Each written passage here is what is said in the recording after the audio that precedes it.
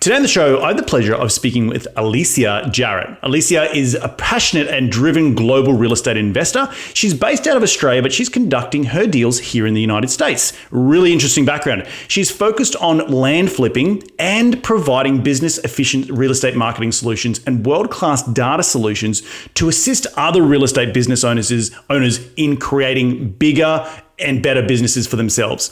Alicia is also experienced in leadership and executive coaching, and she's a business management specialist. I'm super pumped and excited to have her on the show today to share her incredible wealth and knowledge.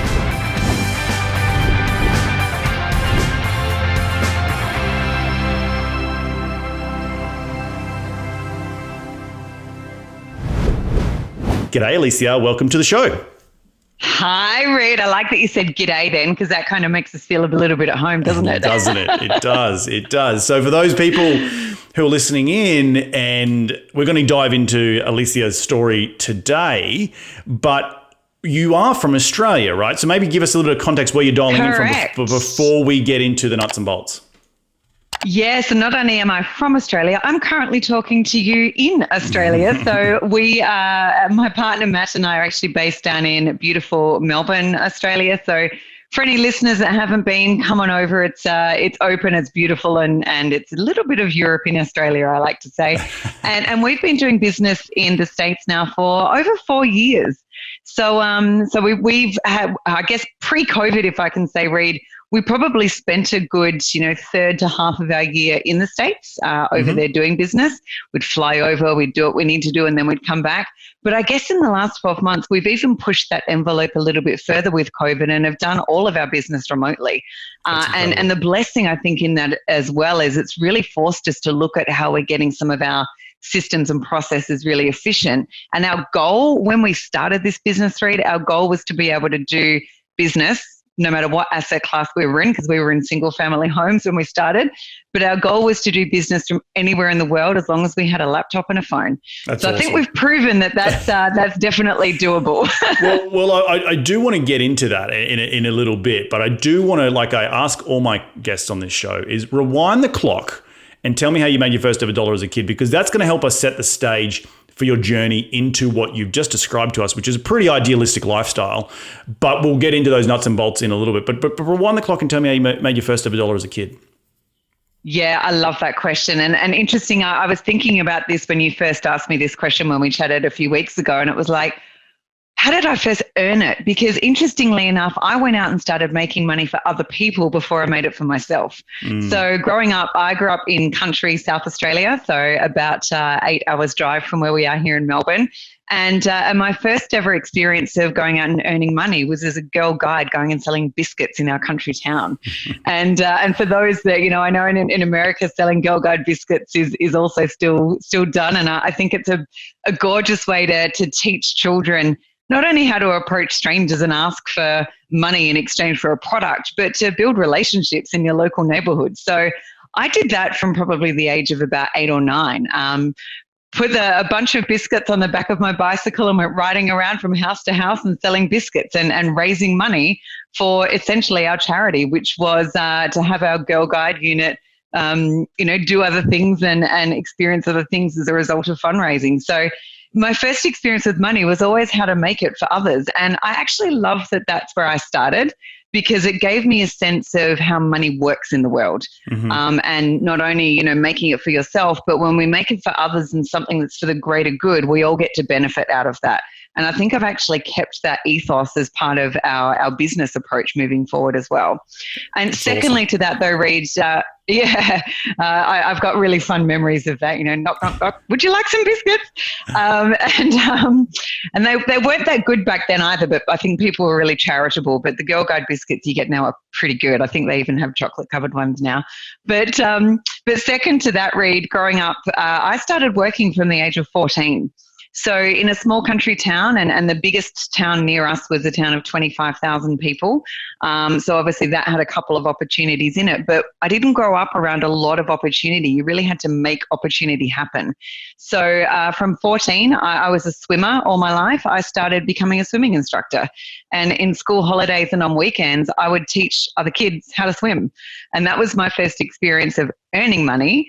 And then I started to do, as it was back then, Thursday night, late night shopping, and Saturday morning shops were still open. These days, shops are open 7 days a week till late. But back then, it was Thursday night and Saturday mornings was when you did your casual work, after school hours.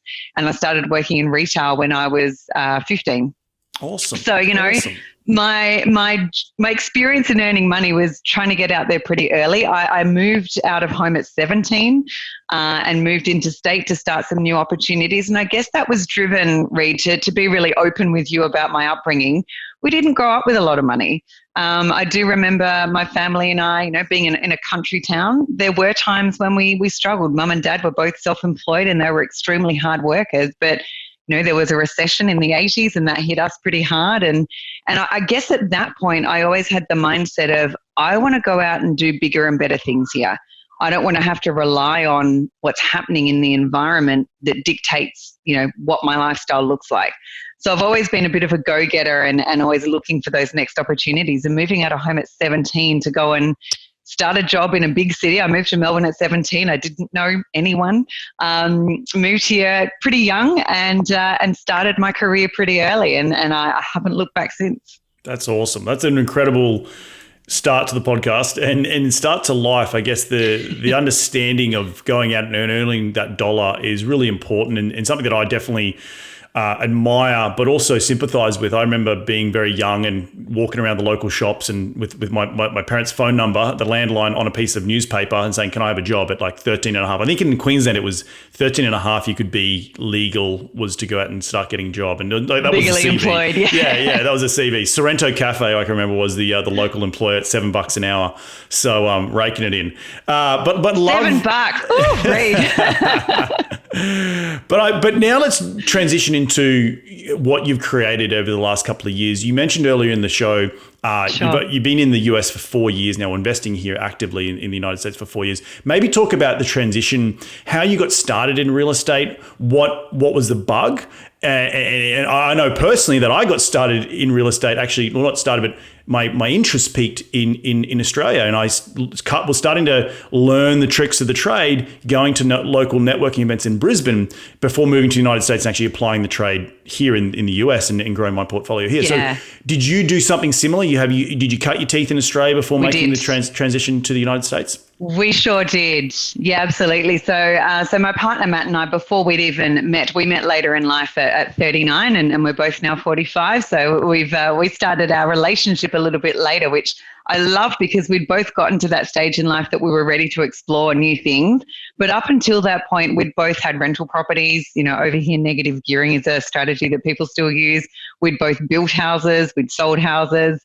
We'd done a range of things over here that meant that we both had a passion in real estate. But Reid, as you know, and for the listeners on this show, the price point to get into the market over here is ridiculous. And the things that you both can and can't do with real estate over here is quite prohibitive when we think about the biggest strategy of what we're really trying to achieve with real estate investing.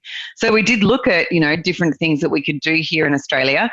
But I guess at the end of the day, the more that we got exposed to the opportunity in the States and the more that we started to really explore what you could do over there, the more our eyes and our brains were just like, okay, wow, this is amazing. So we transitioned in two levels, I guess. One was that Matt had to leave full-time employment to come in to do what we're doing full-time. And that took about a year to transition into that. I also had my own consulting and training business over here that I'd had for a decade. So again, I had to make the transition of, how do I still manage my customers here and start to work in the States? And a lot of people are doing that. They're leaving one thing and starting another and trying to really balance that transition in it. And it can be challenging. But where we started, Reid, same as you, we had that interest. And then we went along and did some training at a real estate course. And it was one of those trainings that skepticism between starting the course and morning tea was like, is this stuff really possible in the States? But between morning tea and lunch, we were just like, yeah, wow, our minds have been blown about what we can do in the States. And it just started from there. That was like day one and we were in.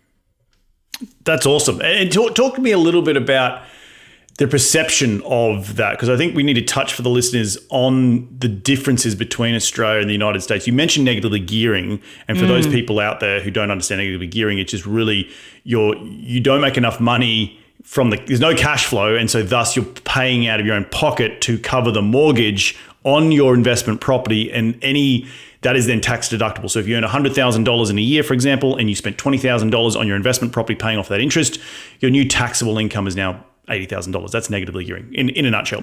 But maybe talk a little bit about the landscape and how the perception of Australians look at America and Americans in the way in which they go about investing, and maybe the differences in the way they go about their business here in the United States versus back at home. Yeah. Wow, that's a big question. There's lots I can answer with that. So the first thing I would say is, and if I start with the perception, I guess I'll start with the perception of maybe some of our friends and family when they ask us about what we're doing. And we talk about the fact that we're wholesaling land, that we fix and flip some houses remotely, that we're investing in certain asset classes, that we're doing off-market properties and all of these things. And honestly, most people just glaze over because it's such a foreign concept here in Australia of the different strategies that we're doing. Here in Australia, it's a pretty cut and dry process, as you would know, Reed. You go to a real estate agent, you find a property to buy, or you go to a real estate agent if you have a property to sell, or a broker, and you go through that process, and it's all pretty regulated. The opportunity over here for people to do off-market properties, seller financing, lease purchasing, all these creative ways of doing things, the opportunity to do that over here is minimal. One, because we are more highly regulated, but two, it just doesn't seem as widely acceptable as a way of doing business compared to the United States. So our experience of doing business in the US, particularly in real estate, is not only are we meeting people that are just a lot more entrepreneurial in their openness and willingness to do and try things, which we love because that's our mindset. But second to that, the openness of both buyers and sellers to get creative in how they deal with their properties. There's an entire different market in the US around, and this goes for all asset classes, on how the wheeling and dealing and exchanging of properties takes place, and how everybody can win, if you like, in the buying and selling process, whether you are a wholesaler, an investor, a fix and flipper, etc. Everybody in the value chain has an opportunity, whereas over here, not everybody has the opportunity in the value chain, but equally getting into that value chain is 100 times the price. Right. And so how did you then go and start to choose your markets from afar? Because one of the things we spoke about in the green room before I press record here was the difficulties that I saw when I first moved to the United States of international investors wanting to come to the US and snap up everything they can, but then also having the downside of you're not here, you don't know who's a fraud, you don't know who's a shark, and it's the States. So you're going to be chewed up and spat out. There's no rest for the wicked over here. So how did you find getting that foothold in a market, making sure you had the credibility from afar? Because that does seem like a very big mental, at a minimum, a mental gap, right? A mental leap of faith. So how did you manage that? Yep. Yeah, there's two ways I'll answer that question. The first one, we started by surrounding ourselves with the right people. So the very first person that we surrounded ourselves with, and I remember this clearly on the morning of doing that first course when we were here in Australia, and it was a bunch of American guys that had come out here to teach people how to do fix and flips for houses. And one of the first tasks that they gave us is not only do some research to find out which market you want to be in, and that was easy for us. I'll come back to that in a moment. But the second thing was find a local realtor in that market that's willing to have a conversation with you. And we literally jumped on Google, started looking for investor-friendly realtors in the area of our choice, and this was Jacksonville, Florida. We put out a bunch of phone calls. Only one called us back. Only one. That person, Michael, for anyone needing a good realtor in Jacksonville, Florida, Michael Cassidy, Keller Williams, he's been on our team since day one. So not only is he a friend now, but he is someone that we lean on as our boots on the ground, as someone who gives us an honest opinion when we need it, someone that we actually joint venture with him on a number of deals. So first thing for us was, how do we surround ourselves with the right people? And because he's also trusted within his network, he was able to introduce us to local title companies, local attorneys that we needed, probate attorneys, a whole range of other services that we might have needed at points in time. And then we just started to grow our team organically from there. So I think the first answer to your question was surround yourself with the right people and start those relationships to get those really trusting relationships happening and make them, I love to use the word reciprocity. You've got to give as much as you get. So whenever we start those relationships, we're more about what can we give to this person to help them so that in turn they can help us. And I think reciprocity in business is often a little bit missed. And I do see that somewhat in the States. You talked about being chewed up and spit out.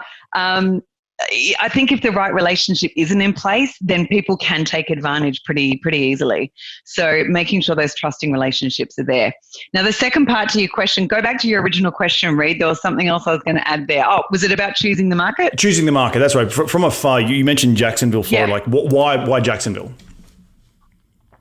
Yeah, so with the course that we were doing, they gave us some really good basics on what to research. So going in and having a look at what's the growth path, what's the population, growth path being, is there a growth path going through that city of infrastructure, industry, people moving there, demographic information, socioeconomic information, the amount of properties that have been bought and sold, was that above market, below market?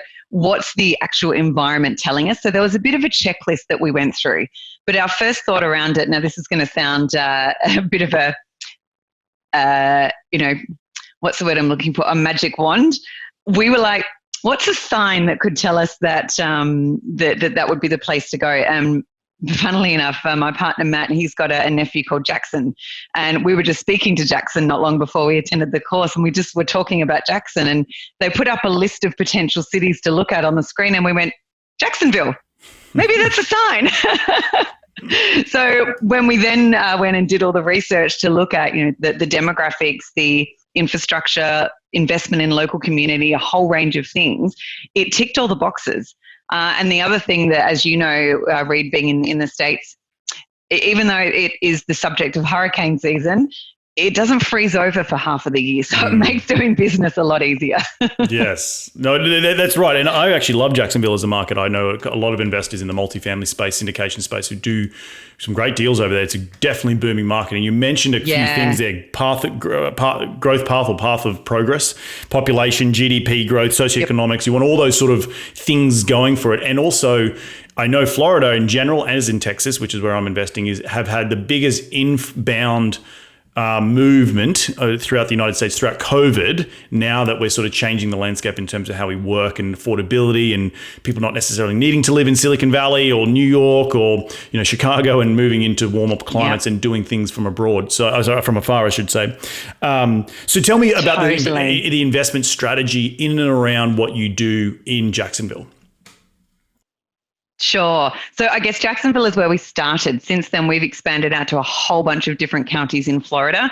We still do Duval County. That's where Jacksonville's based, and it still manages to yield us buyers and sellers all the time. Just of interest, I was talking to one of our customers the other day, and on average, there's 5,000 people a day moving to Florida, and I was like, wow. Mm-hmm. Yep. So, pretty incredible.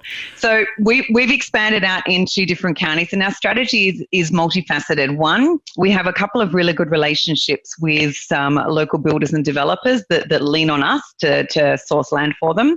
So we actively market in the places that they want to do deals. Because the thing with strategy is we always want to do deals where there's enough supply and demand. There's a pull of what buyers are looking for, but what sellers are willing to give. So we have some builders that we partner with. And then we've just gone out to, over 4 years, I guess we've got a very active buyers list of where people are looking for properties. So we're continually targeting certain counties that we have buyers that we know that want properties in. Third to that in our strategy is when we've had a property that we might not even have buyers for, but when we've got a property and we've advertised it and sold it and turned it around in a really quick space of time and it's been super popular, that's an area that we go back into and do more marketing. And the fourth part of the strategy is obviously looking at the types of properties that are best use. So we're obviously doing land wholesaling. So we're always looking in those counties of what's the minimum build size, why are people buying properties there at the moment? So in some of the counties, Reed, that we're doing, we've increased the amount of marketing that in some counties we're doing for agricultural land at the moment. Reason being is a lot of our buyers are telling us they want out of the city and they want to be 10 to 20 miles out of the cities and have room for their families to roam around and put a barn on it, build a house on it, and have a couple of acres. So people are looking for different lifestyles now. So always listening out to what your buyers are wanting and building that into our strategy. So our strategy never stays static. We're always reviewing it and making sure that it's in line with what's the market telling us. And go back to that statement you made before about, you having access to deals that the local developers don't. That was a really interesting statement. What are you doing in your strategy to attract those leads to make sure that someone who I would have thought just naturally, again, being a layman, if you just listen to this show and listen to this statement, like how does someone from Australia attract the better leads than a local person who's a developer? Maybe they're lazy, I don't know. But what sort of technologies are you using in order to get that listing or get that lead first? Yeah, really great question. So again, two things I'll answer with that. First is about local builders and developers. I think in certain states across the US, wholesalers and investors have almost taken over the market of getting off-market properties. So the smart builders and developers have looked at their processes, only the smart ones, and have said, rather than trying to compete with the local wholesalers and investors, why don't we partner with them? Why don't we use them as our source of leads and properties? So the ones that we're dealing with used to have their in-house team that would do all of this. And they said, you know what, we're paying our in-house team to go out and find this, and we're always having to compete with a wholesaler. Why don't we just partner with a really good wholesaler and make that part of our process, which for us is like, that's smart business. If you can't beat them, join them. So that's been good. And I guess to your second point, why do we get so many deals? It's all about consistency and marketing. So in our business, Reed, we've invested really heavily in our own database. So we have data for every single property across the US, all of the owner attributes for those properties, as well as all of the every single business in the States as well. Because we have some people that like to use our marketing platform that are going after commercial properties, self-storage units, things like that. So we I kind of hate to say this because this is not what I want us to be known as, but we've got a data warehouse that's as big as all the other big data warehouses out there when it comes to properties, but we are not a data warehouse seller. We use our data to drive outcomes. So our marketing platform, all data-driven. Our soon-to-be-released neighbor letters platform, all data-driven. How we run our land business, all data-driven. So where we get quite clever, I think, is rather than just doing a blast out to a county and doing a whole bunch of mailers to a county, we're getting really specific on not only the type of property that is ideal to get under contract, but the type of seller. So it's not just about a property sometimes, it's also about the person. And so if I can give you an example of that, let's just say that we're marketing for buildable infill lots around Tampa. So we know what the minimum build size is. We know what the maximum size property is to put a house on that makes it a good return on investment for a build. We know what the average build costs are in those areas. We run sales analysis based upon all of our data to tell us what's stuff going for. Is it above market? Is it below market? What's a real improved property worth versus, vacant land, et cetera. We do all of that analysis up front in quite a lot of depth, where a lot of other wholesalers probably wouldn't go to that depth. And then when we send our offers, we're thinking not just in terms of the property, but what's the demographic information about the person? Have they acquired the property on a quick claim? Have they had it for more than 10 years? Is it owned in a trust? So what are the different elements, if you like, that when we're then marketing to them, but more to that, when we're having conversations with them, because we have a team that actually answers all of our calls, whereas a lot of other wholesalers and investors will send stuff to voicemail or do that. We've got live people answering our calls. And then it's giving our team the information to be able to have a conversation about that, to say, hey, Reed, thanks for calling us in relation to our offer that we sent. We can see that you got the property on a quick claim, which is $100 8 years ago. Was that passed down in your family? If so, we're sorry for your loss, but what are your plans for the land? You've had it for 8 years. It's got no improvements because we can see from the data that it's got zero improvements. What are your plans for the land? And tell me how we might be able to help you with that. So it's using the data to not only help drive the marketing, but to help drive the conversion when it comes to conversation. Where I think that is different is if anybody was to go along and learn how to do, fix and flip for houses, land wholesaling, mobile home investing, whatever it is, most courses, real estate courses, now there's some awesome educators out there, I will say this, but most courses will give you the basics. Go to a data house or go direct to the county, download a list, send out your mail. But then you're fishing with bait on the end of the hook that not everybody wants. And we're looking at it more from the perspective of go fishing with the right bait, the right hook, and to attract the right person.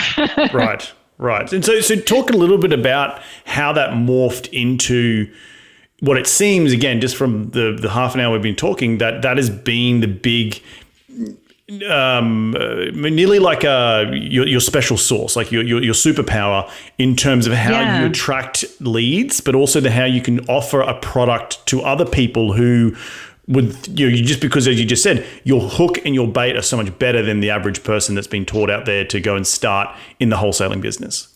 Yeah. Yep. So to answer the first part of that question, Reed, I guess I'm not going to say that we're better because there's some awesome people out there doing great deals with the tried and tested methods. What I am going to say, though, is we are more consistent than a lot of people we know. So we send out mail every week without fail. Now, a lot of people that you'll see out there will send out mail and do one offer. And if that county doesn't respond, they go and find something else. But we've been doing Duval County now for 4 years. We send offers consistently. Offer one, if we haven't heard from them in a certain time frame, we send out offer two, just a little bit more. 6 months later, we will do those same mailers again, and we still get deals. So I think not giving up on a certain area and really making sure that you're maximizing the marketing opportunity in that area and using data to tell you if that area is responding or not. So if people do a whole bunch of mailings out there and then they go, oh, I didn't get a response, that's it, then I sort of turn around and go, okay, well, tell me your follow-up strategy. What did you have in your systems and processes that means you followed up with those leads knowing that they've got your letter?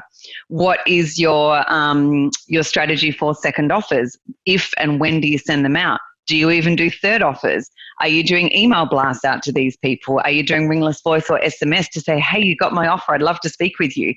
Marketing these days, people don't convert on the first touch. They really don't. Some people do.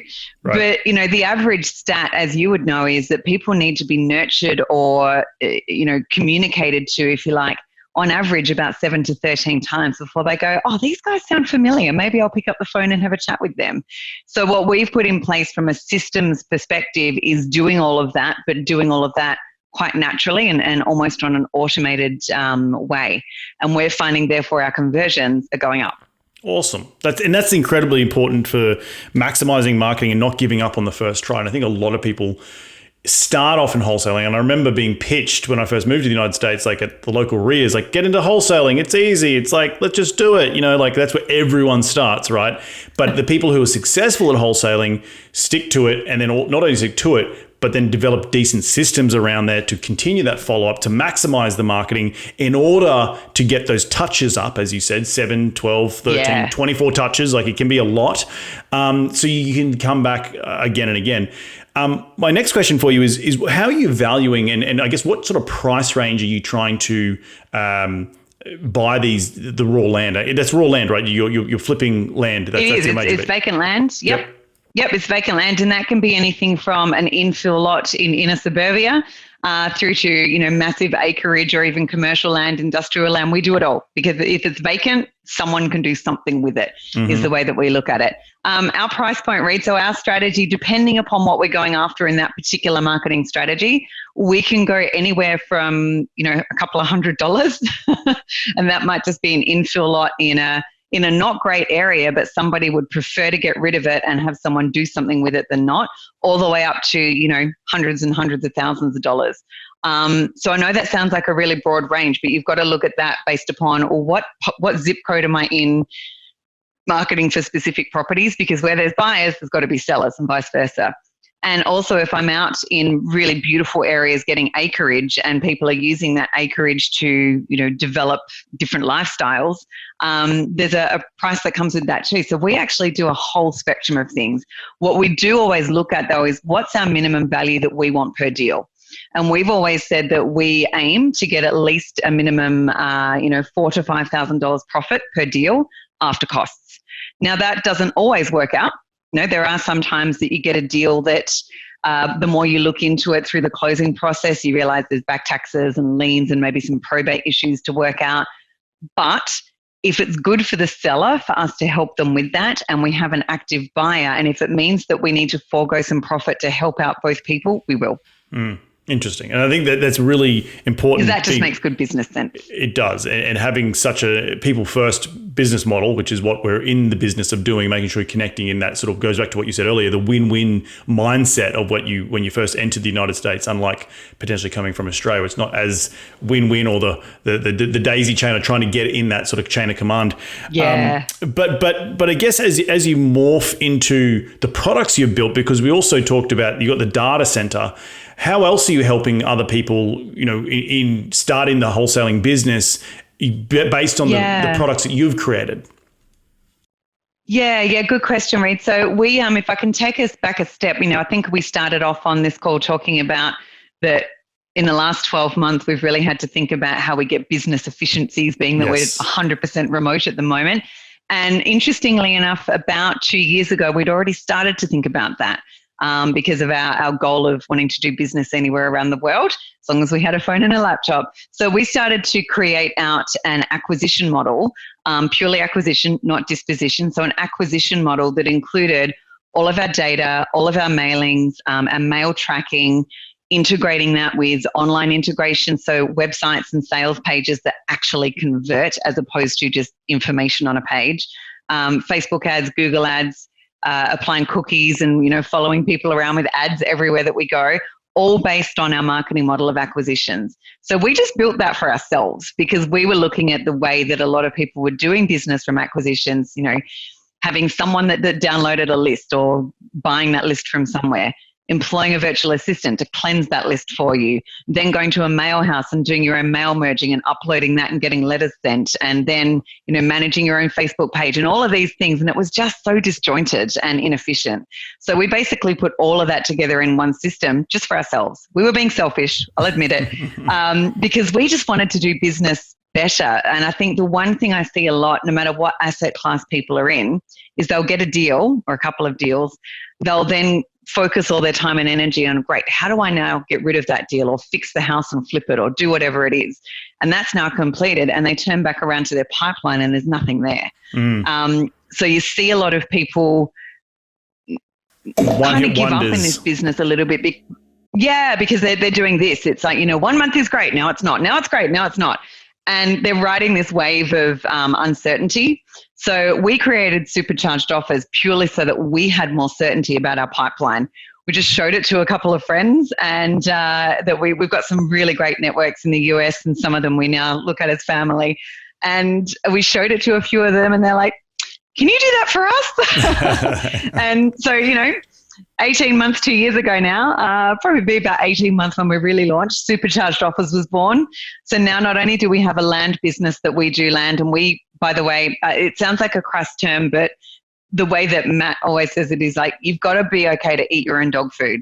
Mm-hmm. So in other words, if you're going to build something for people to use, you have to stand by it and use it yourself. Sure. And I totally 100%. Am on board with that. So we use everything that we build in our own business. And now we've got, I think we're up to about 30 different Supercharged Offers customers that we now manage all of their acquisition process for them, up to the point that when the phone rings, they then need to convert. And as soon as they're converting, they then manage the disposition process. Yep. And that's going really, really well, Reid. We're loving it. We're loving helping people to maximize their business opportunity. We're loving filling the gaps. One thing I often talk about in business is the E-Myth by Michael Gerber, which is you can be great at your craft. Let's say you're a hairdresser. You can be an awesome hairdresser. Doesn't mean that you're going to be good in running 10 salons. Right. That's just not how it works. It's a different skill set. So I think what I'm loving most about Supercharged Offers is we're really helping people to fill a gap in their team without them needing to go and employ, 5 other virtual assistants or different people to do all that stuff for them.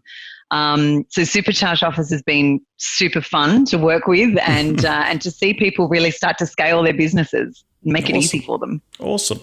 Well, as we come to the end of the show here, I want to wrap it up by asking, what are the plans for 2021 and beyond? I know we're still in COVID.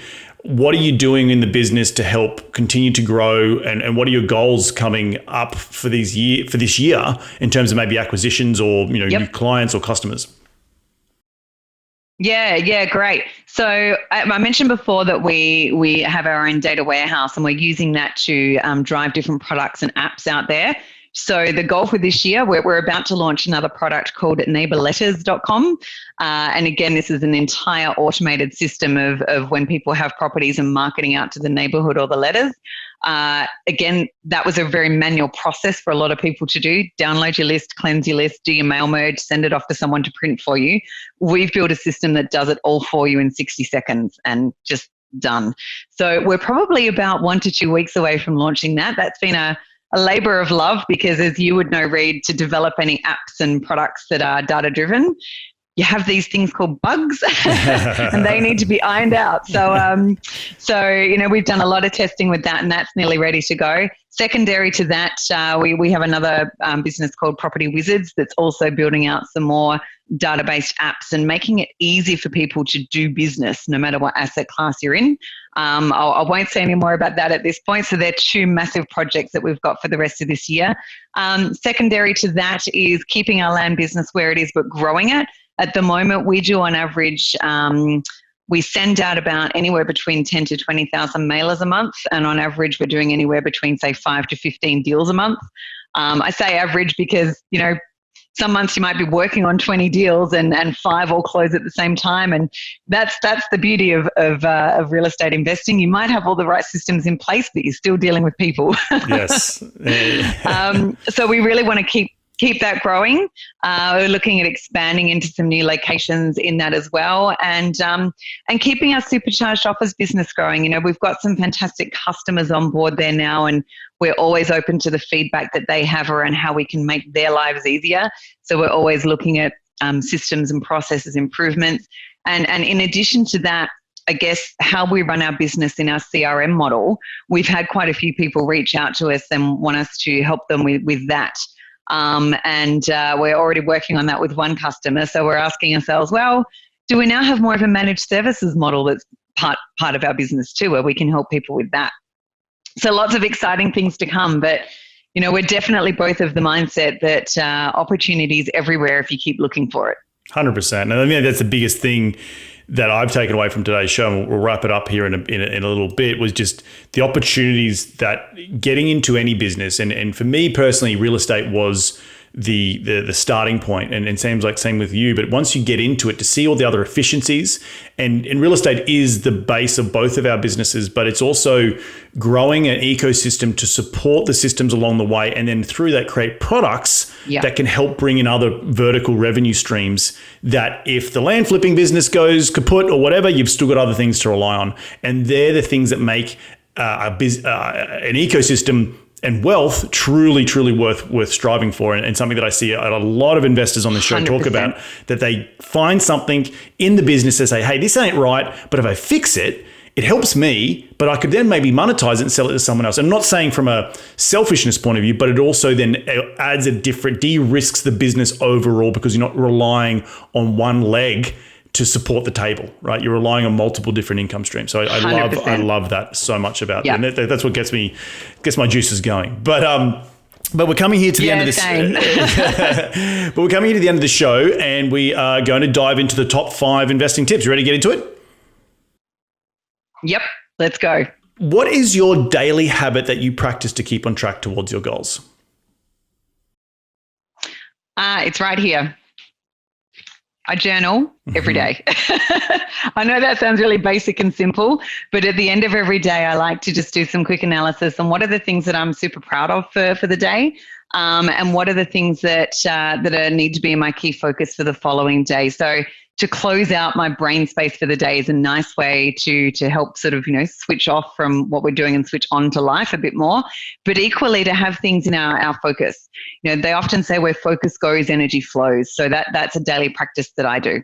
Awesome. I just say I've got exactly the same thing here. I go through a lot of these little notebooks and people have got these apps and stuff. And I don't know, there's something about writing it down. The art of writing it down helps you get it. And then I get to cross it out at the end of the day. It's yay, good for me. Question number two. Exactly. Yep. Question number two is, who is the most influential person in your career?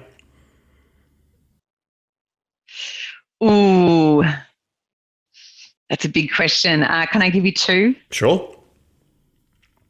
First one would be Tony Robbins. I've done all of his programs and I think that they really helped. This was over a decade ago. I did all of his programs, but they really helped me to understand my value and what I bring and what I am and am not willing to accept in the world. What are my boundaries and values and things too? And how do I put me first? So he was quite instrumental in me being a bit more bold and courageous with taking some leaps to, start my own business and get a little bit crazy with the things that we do these days. And secondary to that was actually a guy called John McLean, who's a Paralympian based in Sydney.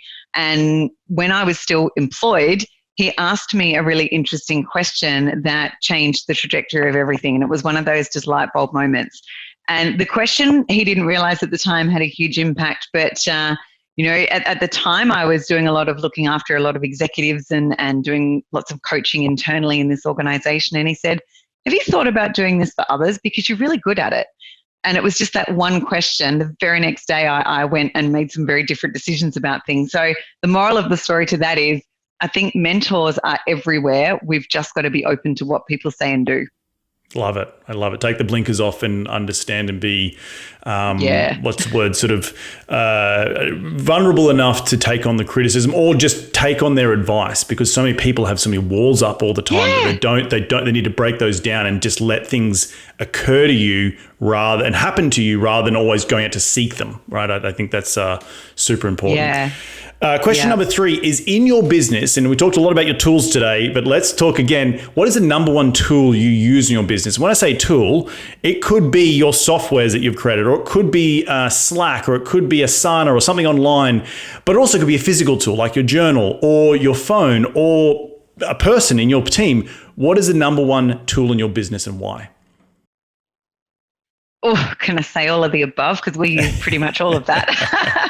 I'm going to say our number one tool in our business is, big question. I will say our CRM and how we have created our CRM. We use Freshworks as a CRM, and Freshworks has been really instrumental in helping us grow our business from a reporting, accountability, pipeline management, all of these things that very quickly when you're growing can get out of control. Yes. So bringing all of that together in one system has been fantastic. I guess the second thing is if I can add another one, is our data. Yep. And the way that we're using our data to get outcomes and drive outcomes for our customers. And the third would be my partner, Matt. Now, he's not a tool, but he is certainly... we're doing so many things together and we're an awesome partnership and we really support each other and encourage each other. And not only that, we push each other to do better and be better. So, we're almost like each other's kind of accountability buddy at the end of the day. That's awesome. Well done. And not many couples can do that. So congratulations. Question number 4 in one sentence. Yeah, it's been interesting. Yep. Question number 4 is, in one sentence, what has been the biggest failure in your career and what did you learn from that failure? My biggest, I don't like to use the word failure because I think whenever we fail, we fail forward and we learn from it and pivot quickly. That's my mindset around failure. Sure. But probably my biggest mistake was not starting my own business earlier. It took me 2 years to leave a good paying job to go out on my own because I let fear overcome what in my heart I knew I really wanted to do. And those 2 years, if I kind of think back and I think, what if I had have started that sooner? And what if I was really just backed myself a little bit more and did that. Would I be in a different position today? Who knows? Because none of us have a crystal ball. But my biggest regret was that I let fear and paralysis of analysis stop me from what I really wanted to do. I love that. We can get so caught up in our own mind sometimes. We're too focused on the outcomes and not on the negative outcomes. That is, like, what this could go wrong if I do this. I could give up. I don't have money coming in to pay the rent. Like basic stuff like that. The sort of the reptilian brain. Yeah. Why would I walk away from a 6-figure job? Like, Exactly. Like life is, my upbringing is telling me, my friends are telling me about I shouldn't do this, but it's so important to back yourself and know that you can do it and just jump. And there will be a net to catch you, because when your back is against the wall, things change dramatically when you have no other options. Totally. Yeah, love that. Yep. I think you end up approaching life in a very different mindset, because it's like, I've got to make this work now. So there's no sitting back and just letting it pass. It's like, right, if you're in, you're in. Yep, 100%. Now, final question is, where can people reach you to continue the conversation? Yeah, absolutely. So I would always be open to helping anybody through their real estate trials and tribulations, and also just giving any help I can, because I know what it's like to get started and to grow a business. They can give me a call. Our team for Supercharged Offers can be reached on 888-538-5478. That will go to my team, but they will pass on a message to me, or can email me direct. So it's Alicia, which is ALICIA. Reed and I were laughing before how many people get that wrong. So Alicia@superchargedoffers.com. Superchargeoffers.com. All right. Well, look, I want to thank you so much for jumping on the show today. I've really enjoyed our conversation, and I think some of the biggest takeaways that I took away from today's show, for me personally, was your ability to challenge yourself and do something that is probably a little bit outside the norm. Being that I am Australian, I understand where you come from and sort of the looks that you get, and going to a conference and then taking the initiative to start a business halfway across the world.